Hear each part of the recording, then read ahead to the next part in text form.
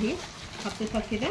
طبعا اي حاجه بتغسليها هي بتتصفى من هنا ايه، توماتيكي توماتيكي، لذيذه حلوه وشيك. اكريليك مقاوم للكسر، بصوا ما شاء الله لا قوه الا بالله. يلا يا لوكا حولي على هناك، اللي هديهولك حطيه في الجزء ده، اوكي ماشي.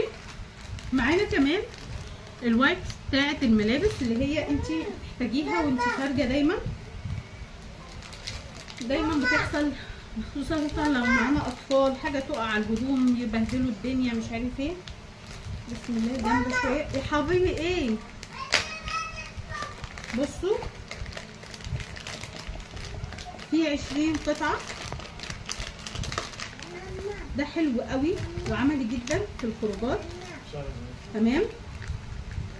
اعمل وصله من عندك، افتحي من هنا سهل شيكولو. المهم يا جماعه تاخدي مثلا واحد وبيمسح لك البقعه في ساعتها، حلوه قوي.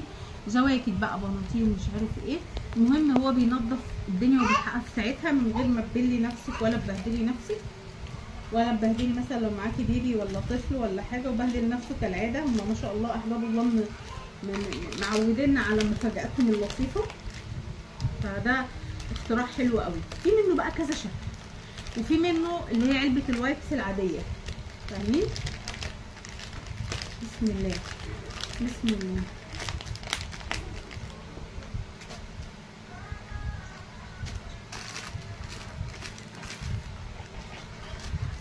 معانا كمان البوله دي بوله يا جماعه، انا المره اللي فاتت ما اديتهاش حقها في الشرح، بس دي بوله خشب السرسوط، خشب صحي جدا جدا جدا ونضيف جدا وغالي جدا.